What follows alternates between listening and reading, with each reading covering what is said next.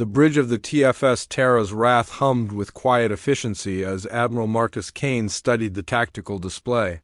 5 hours and 38 minutes after leaving the diplomatic station, the 7th Expeditionary Fleet dropped out of hyperspace. At the edge of the Alterran colony ship's last known position, what they found exceeded Kane's worst expectations. "Admiral," called out Lieutenant Commander Yuki Tanaka from her sensor station. "I'm reading multiple vessels surrounding the Alterran ship. Configuration unknown, but they're big. Really big." Kane stepped closer to the main display. The holographic projection showed the sleek, elegant lines of the Alterran colony ship Harmony's Dream, dwarfed by 7 massive vessels of completely unfamiliar design. The attacking ships looked like metallic predators, all angles and weapon emplacements. "Size comparison?" Kane asked. "Each enemy vessel is approximately twice the mass of our dreadnought," Tanaka reported. "And, Admiral, their power readings are off the charts.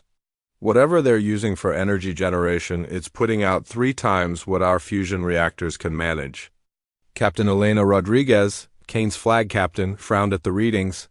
7 ships, each twice our size and with superior power generation? They've got us outgunned significantly. Kane nodded thoughtfully.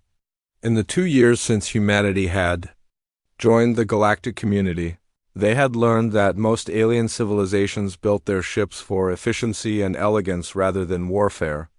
These vessels were clearly different. Someone had built these specifically for combat, and they had built them well. "Communications, open a channel to the Alterran vessel," Kane ordered. "Channel open, sir." "Alterran vessel Harmony's Dream, this is Admiral Marcus Kane of the Terran Federation Navy. We received your distress call and have arrived to assist. Please respond." Static filled the bridge for several long seconds before a weak voice came through the speakers. "Terran ship, this is Captain Velen of Harmony's Dream. We are grateful for your response, but you must flee immediately. These attackers, they are like nothing we have encountered. They demand complete surrender and are threatening to board our ship. They say they will take our people for FOR experimentation." Kane's expression darkened. Beside him, Captain Rodriguez's hand moved instinctively to the weapon at her side. Throughout the bridge, the crew's movements became more focused, more precise. There was something about the word experimentation that triggered primal responses in humans. "Captain Velen, how many souls are aboard your vessel?" Kane asked. 3,047, came the reply. "Including 600 younglings." Kane exchanged glances with Rodriguez. They both knew what that meant. In Alterran culture, younglings meant children under the equivalent of 10 human years.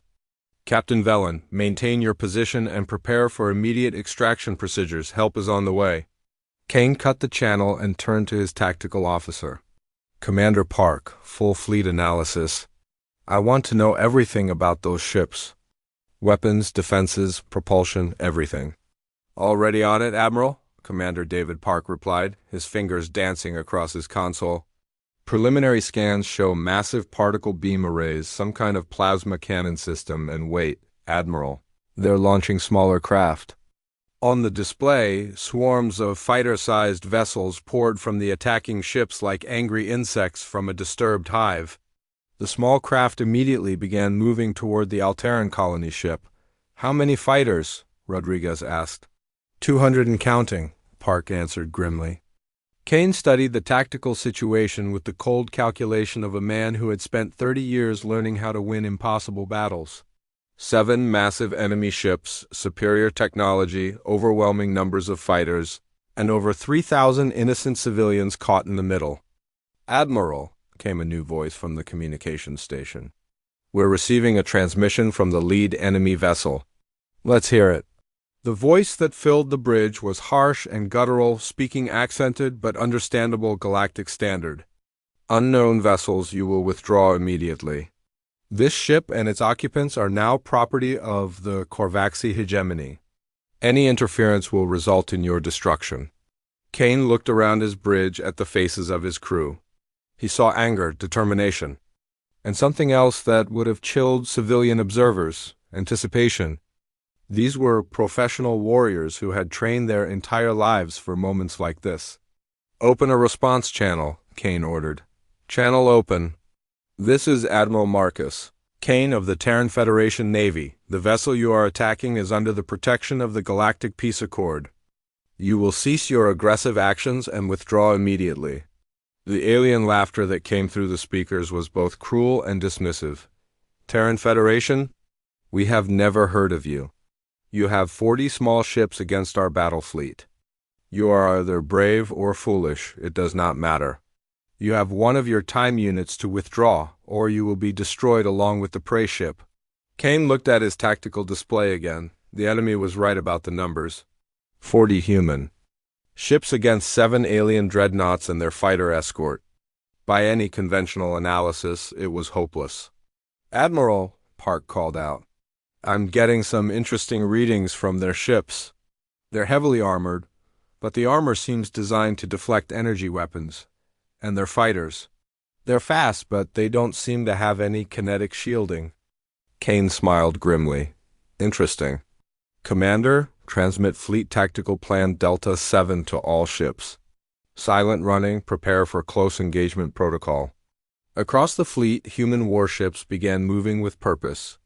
To alien observers, it might have looked like the humans were retreating, but Kane's crew knew better.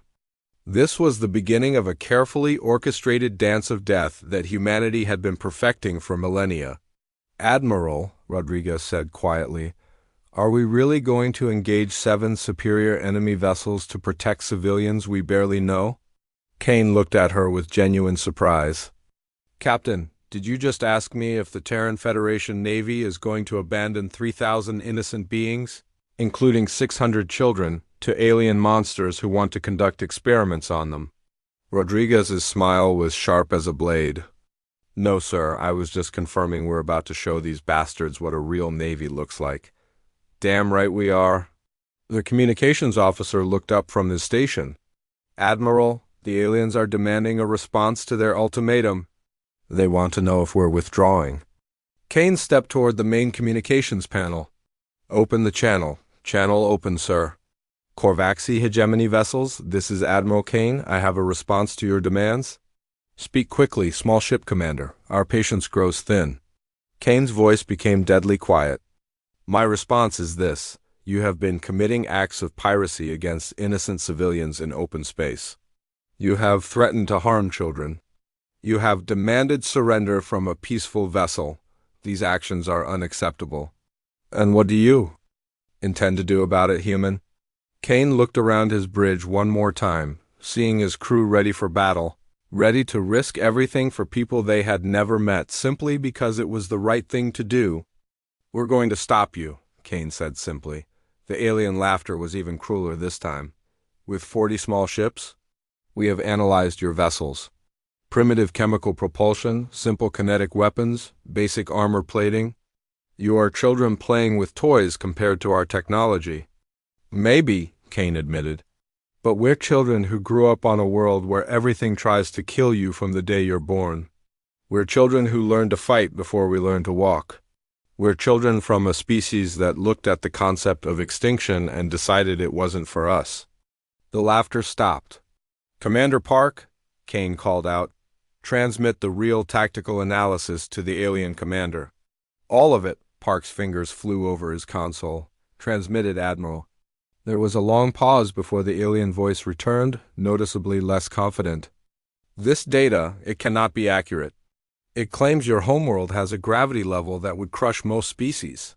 1.3 times galactic standard," Kane confirmed, "and atmospheric pressure levels that would be toxic to most life forms. We call it fresh air. Your planet is listed as having predators that hunt in coordinated packs, venom-producing organisms, and natural disasters that occur with deadly frequency." "We call it Tuesday," Rodriguez interjected with dark humor. "Your species evolved as persistence hunters?" The alien voice now carried a note of uncertainty. "Among other things," Kane replied, "we're also tool users, problem solvers, and we have a particular talent for turning anything into a weapon if we need to. But most importantly, we're protectors. When someone threatens innocents, especially children, we take it very personally. The silence on the channel stretched for long seconds. "Admiral," Tanaka called out, "enemy fighters are beginning their attack run on the Alteran ship. They'll be in weapons range in 3 minutes." Kane nodded. "All ships, implement tactical plan Delta 7. Authorization, Kane Alpha 77, execute." Throughout the fleet, human warships suddenly came alive with deadly purpose. Weapon systems that had been powered down roared to life. Engines that had been running at minimal power surged to full capacity. Sensor arrays that had been operating in passive mode switched to active scanning. The alien commander's voice returned, now carrying genuine alarm. What are you doing?" "Your ships are moving." The emergency transmission cut through the silence of the galactic communication hub like a blade through silk. Ambassador Velix of the Zephyrian Council nearly dropped her data tablet as the desperate plea filled the chamber. "This is colony ship Harmony's Dream of the Alteran Federation. We are under attack by unknown aggressors. Our defenses are failing. We have civilians aboard, including younglings. Please, anyone who receives this message, we need immediate assistance. Our coordinates are..." The message continued with technical data and location information before dissolving into static. Around the circular chamber, representatives from dozens of civilizations sat in stunned silence. The Altarians were known throughout the galaxy as peaceful traders and explorers. Their colony ships carried families seeking new homes among the stars. Velix looked around the room at the familiar faces of galactic diplomacy. The crystalline Vorthan delegates' lights dimmed with concern. The insectoid Krex ambassador's antennae twitched nervously. Even the normally calm ethereal representatives seemed disturbed by the transmission.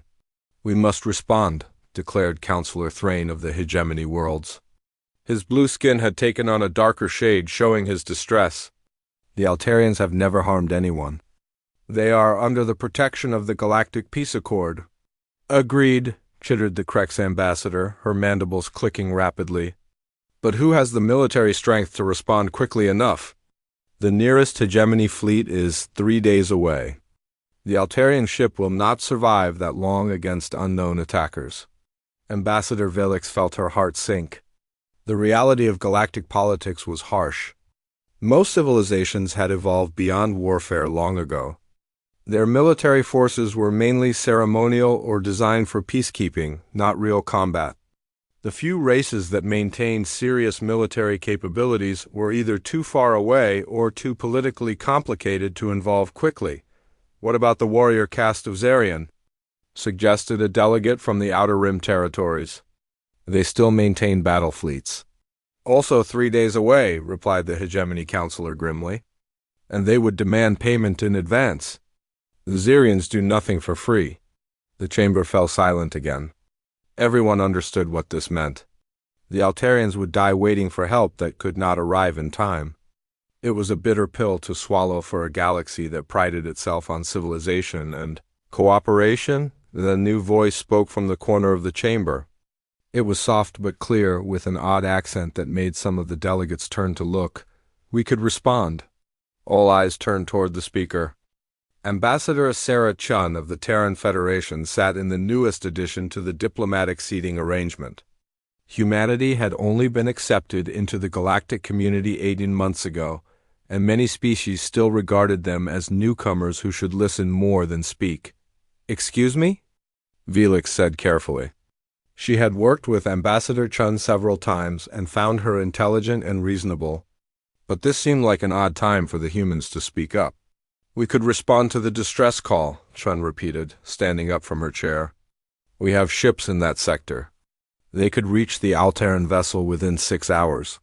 The Vorthan delegates' lights flashed in what Velix recognized as their equivalent of laughter. "With respect, Ambassador Chun, your people are very new to space. What could you possibly do against aggressors powerful enough to threaten an Alteran colony ship? The Altarians have some of the best defensive technology in the galaxy." Chun's expression didn't change. "We could try." "This is not a time for heroic gestures," the Hegemony Counselor said firmly. "If these attackers are willing to assault a peaceful colony ship, they are clearly dangerous. We cannot ask your people to sacrifice themselves needlessly. You're not asking, Chung replied. I'm offering. The ethereal representative finally spoke, its voice like wind chimes in a gentle breeze. Young species, your courage is admirable, but courage alone cannot overcome superior technology and numbers. What forces could humanity deploy on such short notice? Chun touched her communication device. Commander Torres, please join us in the chamber. The door opened, and a tall woman in a dark blue uniform entered. She moved with a precision that reminded Velix of predators from her homeworld. Her eyes swept the room once, taking in every delegate and exit before focusing on Chun.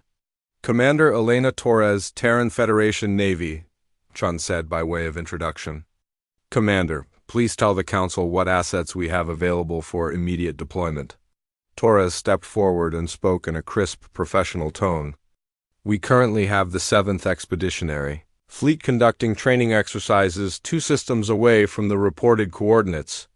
The fleet consists of the dreadnought Terra's Wrath, 2 heavy cruisers, 4 destroyers, and appropriate support vessels. We can be at the location in approximately 5 hours and 40 minutes. The chamber erupted in murmurs of surprise. Velix felt her own shock echoing around the room. A full fleet? The humans had a full military fleet conducting exercises so close to that region? How large is this fleet? Asked the Krex ambassador. Approximately 40 vessels, Torres replied without hesitation. The silence that followed was deafening.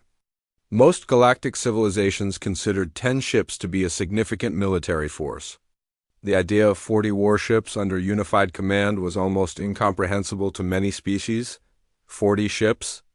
Counselor Thrain's voice had risen in pitch. For training exercises? Standard fleet maneuvers? Torres confirmed. We rotate different fleets through various sectors for readiness drills. Ambassador Chun stepped forward again. Counselor Thrain, with the Council's permission, we would like to respond to the Alteran distress call. This is highly irregular, the ethereal representative said. Humanity has no formal defense agreements with the Alteran Federation. And your fleet. These are warships, are they not? Yes, Torres answered simply. Built for what purpose? The Vorthan delegate asked, its lights now pulsing in rapid patterns that indicated deep concern. Torres looked at Chun, who nodded slightly. Built for war, Torres said. The admission hung in the air like a physical presence. Most galactic species had evolved beyond the concept of dedicated warships. Their vessels were multi-purpose, designed for exploration, trade, and light peacekeeping duties. The idea of ships built specifically for combat was foreign to them. You maintain fleets of ships designed purely for warfare? Velix asked, struggling to keep her voice neutral. Among other things, Chun replied diplomatically. We believe in being prepared for various contingencies. But why? The question came from a small, bird-like delegate from the Avian Collective. War has been practically extinct in civilized space for over 200 years. Chun and Torres exchanged a look that Velix couldn't quite interpret. On Earth we have a saying, Chun said finally. If you want peace, prepare for war. Your homeworld must be a very dangerous place, the ethereal observed. It can be, Chun admitted. But that's not important right now. What matters is that there are innocent beings under attack, and we can help them. Counselor Thrain leaned forward. And if these mysterious attackers prove too powerful even for your war fleet? Torres spoke again, her voice flat and certain. Then we'll make them regret it. The simple confidence in her statement sent a chill through the chamber. Velix realized that she was looking at something the galaxy hadn't seen in centuries, professional warriors who spoke of violence the way traders spoke of commerce. The Council needs to vote, Velix announced, trying to regain some semblance of normal procedure. With respect? Ambassador, Chun said firmly, we're not asking for permission. We're informing you as a courtesy. The fleet is already moving. The chamber erupted in shocked voices. Several delegates began speaking at once, their translators struggling to keep up with the overlapping protests and questions. You cannot simply, this is a violation of, the protocols clearly state, Chun raised her hand. And somehow, impossibly, the room fell silent. The Terran Federation operates under its own authority. We have every right to respond to a distress call in open space. We are informing this council because we believe in cooperation, not because we require authorization. Torres checked her wrist device. Fleet will be in position in 4 hours and 37 minutes. What do you intend to do when you arrive? Felix asked, genuinely curious now despite her diplomatic training. Assess the situation, Torres replied. Identify the aggressors. Demand they cease their attack and withdraw. And if they refuse? Torres's smile was cold and sharp. Then they'll discover why most species in this galaxy consider Earth a death world. The comment sent another ripple of unease through the chamber. Death worlds were planetary classifications for worlds so hostile that evolution had produced extremely dangerous life forms. Most civilized species evolved on garden worlds with stable climates and few natural predators.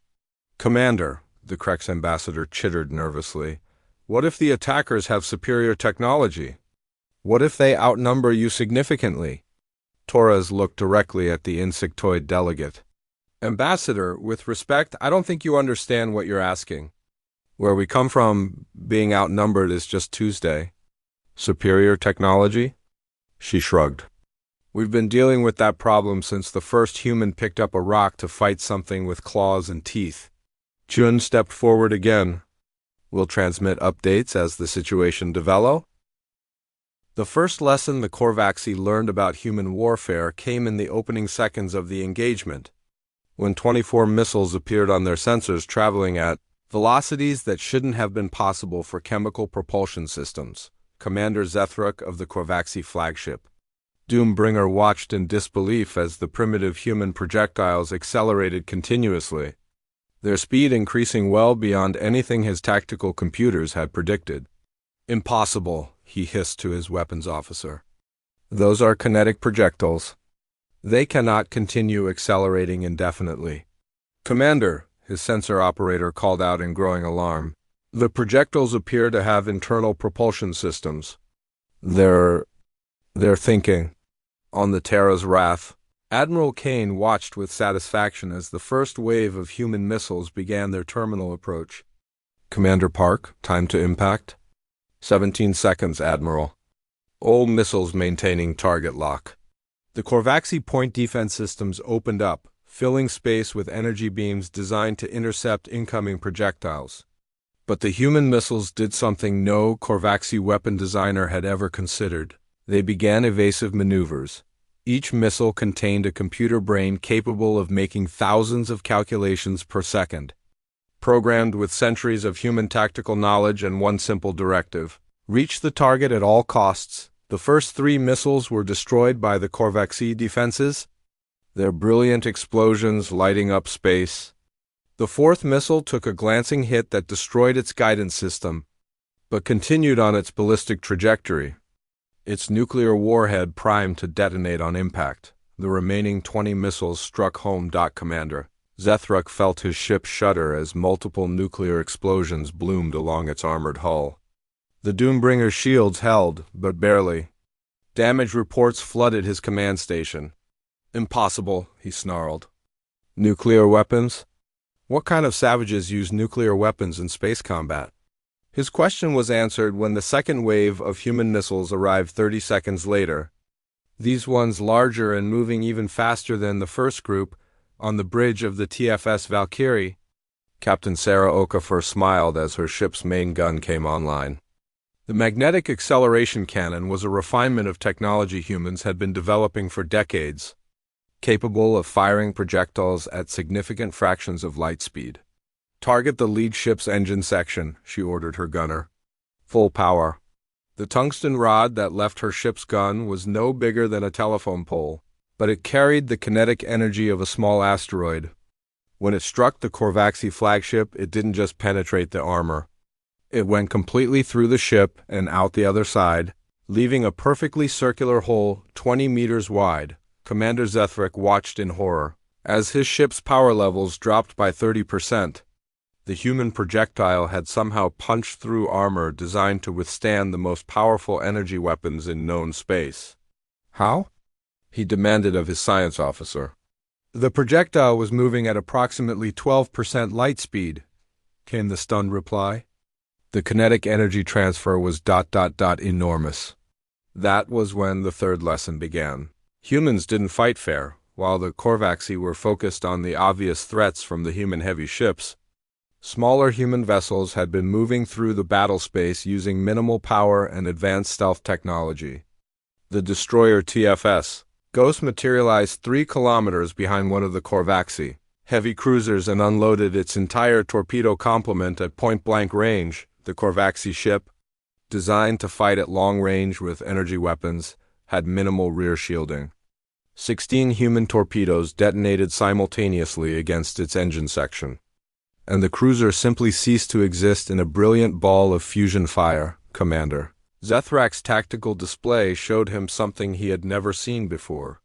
His superior force was losing, badly. All fighters, attack the human ships directly, he commanded. Ignore the alien vessel. 200 Korvaxi fighters diverted from their approach to the Altaran ship and streaked toward the human fleet. They were fast, maneuverable, and equipped with energy weapons that could slice through. Most known armor, they never had a chance. The humans had brought point defense systems designed by a species that had spent thousands of years shooting things out of the sky. Every human ship bristled with automated gun systems that tracked incoming targets with computer precision and engaged them with projectile weapons firing thousands of rounds per minute. The space around the human fleet filled with a lethal cloud of metal as every point defense system opened up simultaneously. The Korvaxi fighters flew into what humans called a flak field, a killing zone where survival was mathematically impossible. Of the 200 fighters that began the attack run, fewer than 30 survived to reach weapons range of the human ships. Those 30 found themselves engaged by human fighter craft that had been waiting in ambush. Lieutenant Commander Maria Santos rolled her F-47 Raptor fighter into a perfect intercept course with a Korvaxi attack craft 3 times her ship's size. The alien pilot, trained in energy weapon combat, attempted to line up his particle beam for a killing shot. Santos triggered her ship's kinetic guns, sending a stream of depleted uranium rounds downrange at a target that had no experience dodging solid projectiles. The Korvaxi fighter disintegrated under the impact. Target down, she reported calmly, already turning toward the next enemy. These guys don't know how to fight kinetic weapons. Across the battle space, the same scene played out dozens of times. Korvaxi fighters, designed for elegant energy weapon duels, were being systematically destroyed by human pilots, who had trained their entire careers to fight in 3-dimensional knife fights where speed, aggression, and split-second reactions meant the difference between life and death. On the Korvaxi flagship, Commander Zethrak watched his fighter force evaporate with growing desperation. His superior technology was proving useless against human tactics that seemed to violate every principle of civilized warfare. Commander, his communications officer called out, "The humans are transmitting again. Let me hear it." Admiral Kane's voice filled the bridge, calm and professional. "Commander Zethrak, this is your final warning. Cease all aggressive actions and surrender immediately, or we will be forced to escalate our response." Zethrak looked at his tactical display. He had lost one ship completely, another was crippled, and his fighter force was gone. The humans had taken minimal damage. Escalate? He snarled into the communicator. "You call this minimal response?" Kane's reply chilled him to the bone. "Commander, we've been showing restraint because there are civilians in the area. You really don't want to see what happens when we stop holding back." As if to emphasize the point, the human fleet began moving in a new formation that Zethrak's tactical computer couldn't identify. The ships spread out in a pattern that seemed random until his science officer gasped in recognition. "Commander, they're surrounding us completely. How did they move so fast?" Zethrak looked at his sensors again. Somehow, while he was focused on the obvious battles, the human ships had maneuvered to positions that gave them clear firing solutions on every Korvaxi vessel from multiple angles. "It's a trap," he realized.